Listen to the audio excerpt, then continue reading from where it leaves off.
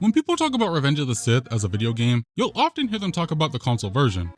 The one with the flashy lightsaber duels, cutscenes ripped from the movie, and what I would consider to be an incredible combat system. But what often gets overlooked is the handheld versions, and that's a shame, because not only is it a completely different game, it's one that brings its own ideas to the table, both in how it plays and how it tells its story. While I spent a good amount of time with the console versions growing up, I also spent a generous amount of time with the GBA and DS versions. Revisiting it now, I'm honestly surprised by how much it holds up. The handheld version of Revenge of the Sith might not be the one everyone remembers, but it absolutely deserves its own spotlight. Getting into things proper, this version of the game was developed by Ubisoft after they signed a deal with LucasArts to produce Revenge of the Sith for the Nintendo DS, Game Boy Advance, and Sony PSP, the latter of which unfortunately being cancelled mid-development. For this video, I revisited the DS version. It's largely the same as the GBA version with a few small changes. The most noticeable difference to me was the music. I remember getting this on my DS years after playing it on GBA for so long and being blown away it used the actual music from the movies. The GBA version does feature iconic tracks from the films, but due to hardware limitations, they're recreated using MIDI-style instrumentation. It still sounds good. I'm actually using that version of the soundtrack in this video, and while it has its own charm, nothing beats hearing John Williams' score in its purest form. Just like the consoles, the music placement works really well in setting the tone for each mission.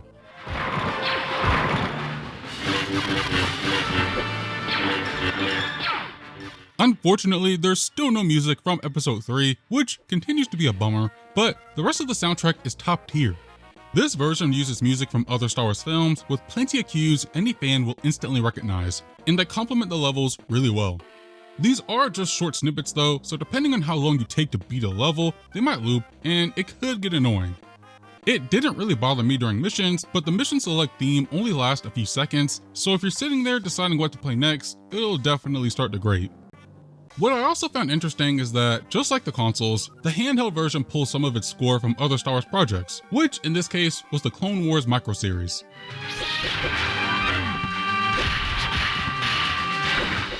I find it really cool that both versions do this, and the sources they chose gives each version its own identity in this regard. Since we're on the topic of audio, sound design is another area where the DS and GBA versions differ.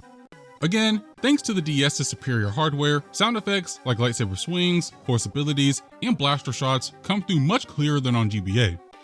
The GBA version isn't terrible by any means, but the DS sounds crisper and more impactful.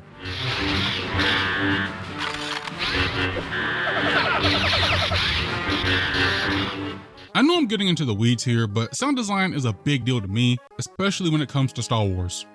Those little details add up and really enhance the experience. It might not be a huge deal for most, but to me, the DS version wins hands down in this department. Sticking with the presentation, the art design of Revenge of the Sith still holds up incredibly well 20 years later. While researching for this video, I stumbled across footage of Attack of the Clones on GBA and yeah, I don't know what to make of this. Revenge of the Sith takes a more stylized approach rather than striving for realism, and that choice makes all the difference. The character sprites are highly detailed for the time and are animated with surprising fluidity. There is a small part of me that wishes we could have seen Anakin and Obi-Wan in their iconic Jedi robes during certain missions, like we see in the consoles, but that would have been extra animation work and probably introduced a lot of technical headaches. All the major characters from the film are here, so while you're mostly playing as Anakin and Obi-Wan, characters like Dooku, Palpatine, Mace, and even Yoda make appearances. That said, the one character I was genuinely happy to see here was Padme. As I mentioned in my other retrospective, it felt odd that she was completely left out of the console version. I understand why she wasn't involved in the action, but even just a couple of clips with her would have been nice. You can still follow the story just fine without her, but her absence leaves a noticeable gap, especially considering how integral she is to Anakin's character arc. One character I wish had made it into the handheld versions is R2-D2. He's not super present in the console versions either, just a couple of missions aboard the Invisible Hand and a brief appearance in some live action footage later on. But having him tag along during those early missions would have been a nice touch. It wouldn't have needed to be anything major, just having him roll alongside you in the background would have been enough to make those moments feel more complete. The last piece of the presentation I want to touch on is voice acting, or rather the lack of it. It's not surprising that there's no voice work in these handheld versions, but I actually think this further lends to the game's unique identity. At the start and end of missions, and sometimes mid-missions, dialogue boxes pop up showing what characters are saying, accompanied by detailed portraits of their faces. It also allows the game to stick pretty closely to the film script, only improvising in a few select scenarios. The portraits themselves aren't hyper-accurate, but I don't think they were ever meant to be. They're more stylized interpretations of the characters we know, and they look fantastic. I mean, just look at this version of General Grievous. Another detail I appreciated was the change to Anakin's portrait as he's consumed by the dark side. His complexion changes to a more grayish color, and he has Sith eyes, which I thought was really cool. Some facial expressions did creep me out a bit when I was younger, and to be honest, Yoda still creeps me out a little bit, but this is one element of Revenge of the Sith that holds up very well. This takes us to the main gameplay loop of Revenge of the Sith. It's a 2.5D side-scrolling beat-em-up, a genre I've grown more fond of over the years. The loop is simple: move from left to right, fight every enemy in the arena until you're allowed to move forward, rinse and repeat. It's a basic setup, but it never got old for me across the game's 26 missions. The combat structure is just as straightforward. There are no deep combos or complex inputs, but there's enough variety in your attacks to keep things engaging. You've got a basic 3-hit combo, which will likely be your primary method of offense. Holding the D-pad in different directions changes your attack, giving you a backslice, overhead strike, and low sweep. These directional attacks, while simple, were enough to carry me through the game as either Obi-Wan or Anakin. Now, spamming the B button and watching the same animations over and over could get repetitive, but Revenge of the Sith smartly switches things up. While Obi-Wan and Anakin share similar core moves, I wasn't expecting the subtle but impactful differences in how they play. Just like the console version, Anakin is a much more aggressive fighter. I was encouraged to charge head first, whereas Obi-Wan is more defensive, using the Force more cleverly and keeping a bit of distance. These differences are reflected not only in their Force powers, but also in their overall gameplay loop. With Anakin, I found most of his Force powers, outside the usual push, pull, and eventual choke, to be pretty underwhelming, so I stayed on the offensive, although he does have the Super Saiyan-like rage ability that I wish I explored more. With Obi-Wan, his Force abilities were more useful, especially in later missions where you fight more enemies that fire projectiles you can't reflect like regular blaster bolts. His block also seemed to have a longer deflection window than Anakin's, making it easier to send shots back at enemies. This contrast is even more evident when you look at their meters. Surrounding each character portrait is a special meter: Fury for Anakin, Focus for Obi-Wan. If I remember correctly, Anakin's Fury meter fills up by landing his hits with your lightsaber. Obi-Wan's Focus, however, charges through deflections and Force usage. It's a neat way to highlight and reward their distinct playstyles, especially since these meters unlock devastating special moves when filled. Each character starts with one move that wipes out everyone on screen, and after defeating bosses, you unlock 3 additional abilities that consume 25, 50, or 75% of the meter.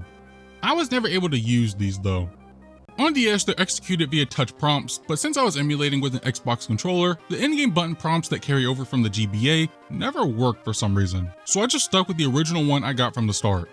Speaking of boss fights, they're still as abundant as those in the console version. Out of all the bosses, the only one that felt forced was a fight against a pair of Magna Guards during Obi-Wan's campaign. You can tell the devs just needed to throw in another boss to keep things consistent. It didn't feel too out of place though, and having to take on 2 bosses at once added some tension. Like the consoles, boss battles shake up the formula, though not to the same extent. The biggest difference during these encounters was the ability to dodge overhead and low attacks. Bosses briefly telegraph their moves, giving you just enough time to decide whether to block high or low. Later on though, it's not quite as refined. Some of the moves become harder to read, and bosses, like Miss Windu, often require trial and error to figure out. That said, most of the bosses weren't particularly difficult. Once I learned their patterns and when to block, I could punish them with a simple 3-hit combo and repeat until they went down. The only real struggle came in the final fights, unsurprisingly. Anakin or Obi-Wan pulls out moves that can obliterate your health bar in seconds if you mistime a block or misread their attack. That's the only point where I got a little frustrated. But again, with a bit of persistence, I pushed through. Returning to the standard missions, they can be surprisingly challenging at times. For context, the handheld versions offer 3 difficulty settings: Padawan, Jedi, and Master, the latter unlocking for each character after completing their respective campaign. I played through the entire game on Jedi difficulty, and I'll admit, there were moments where I struggled as both Anakin and Obi-Wan, though for different reasons. The most common issue was simply how hectic things could get. Enemies often come at you from every direction, and it can be hard to keep up at times. Still, I would say the game maintains a modest difficulty level overall. It's rated E10+, and while it's a bit tough for a kid's game, again, all subjective, it's not impossible.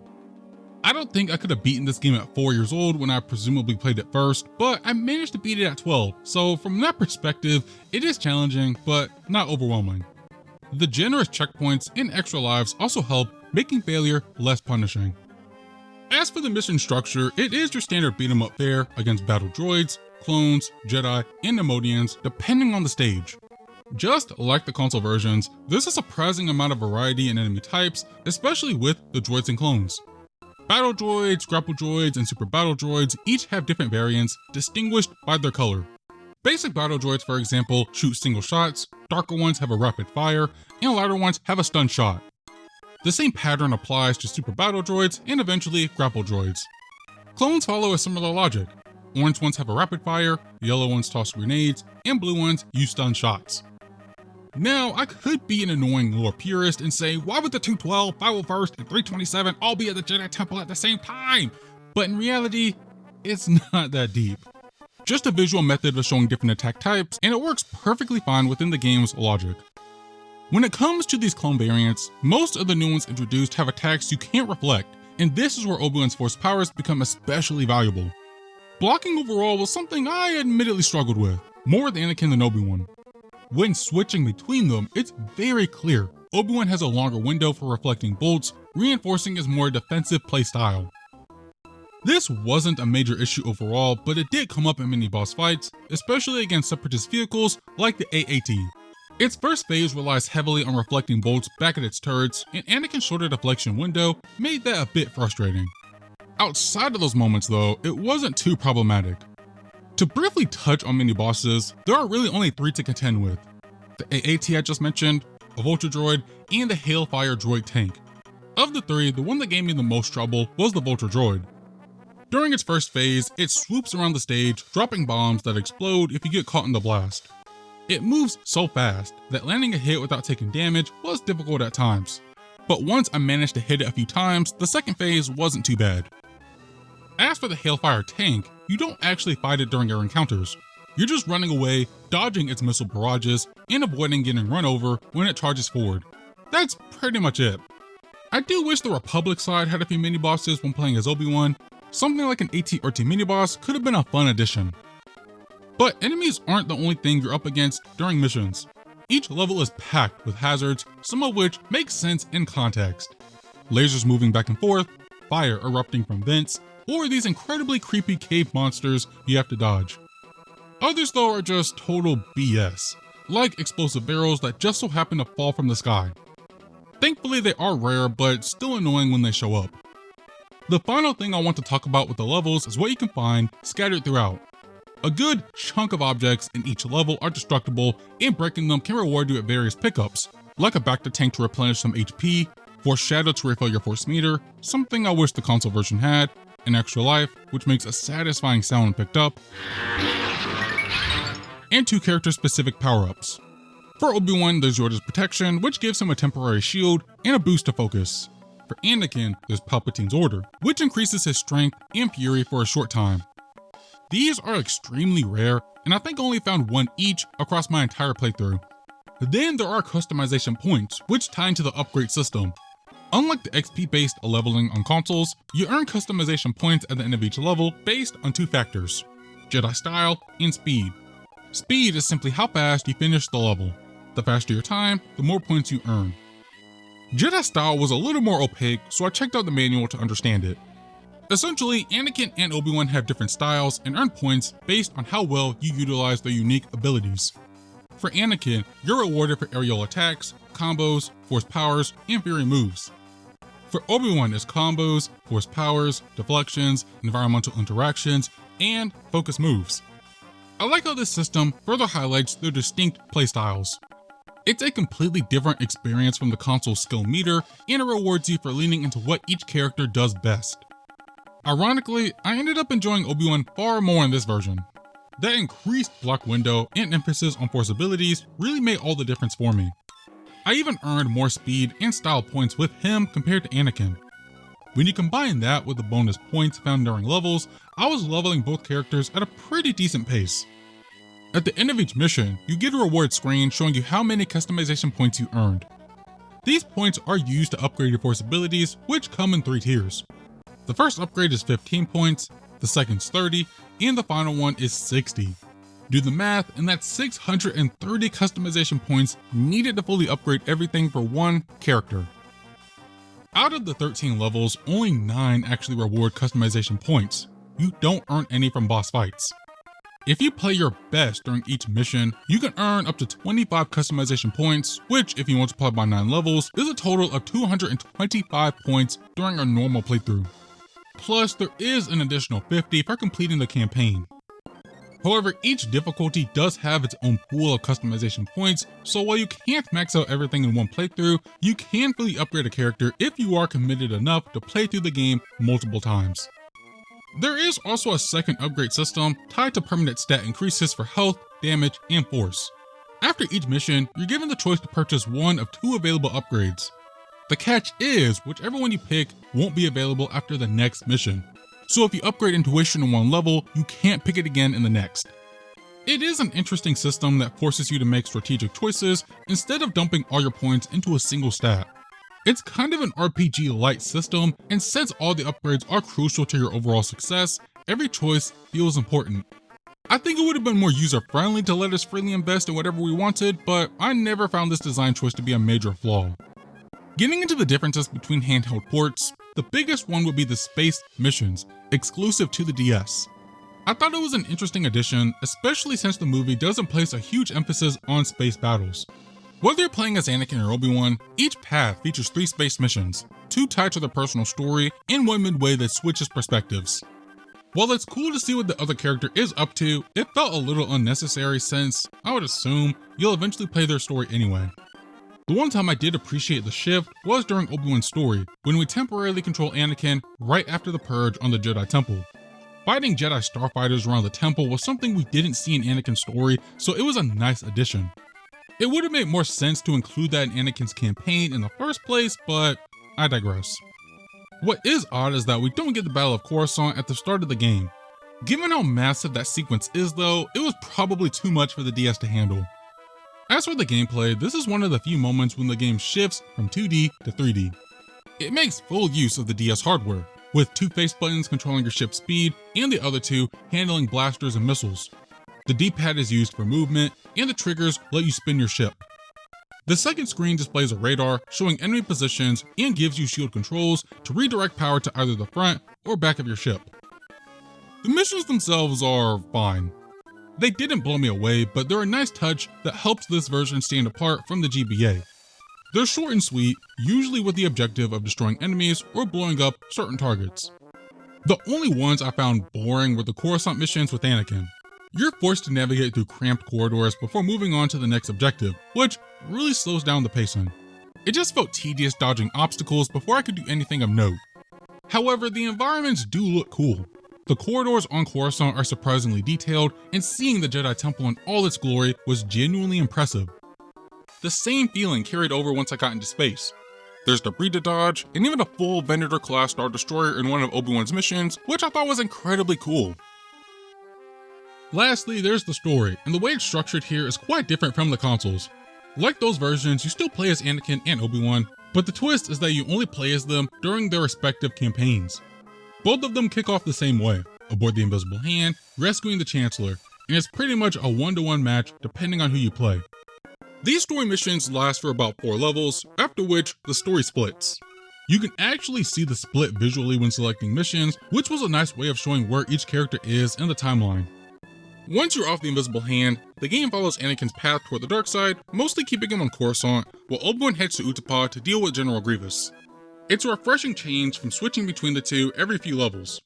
It also gives both characters time to shine on their own terms, with 13 missions each. I don't necessarily think it's better than the console version, but it's unique enough to stand out on its own. I started out with Anakin, and his campaign has some interesting choices. There are a couple of missions on Coruscant before the fight with Mace Windu, and you're mostly fighting battle droids.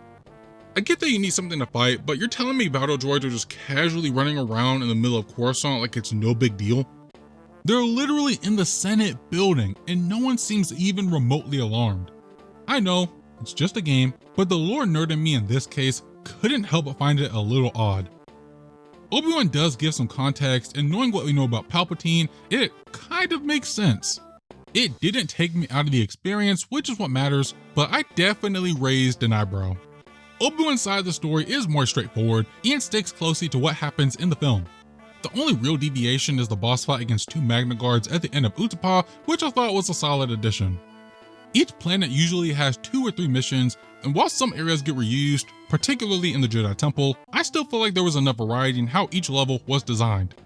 Beyond that, I won't go too in depth since the major beats follow the same arc as the film is based on.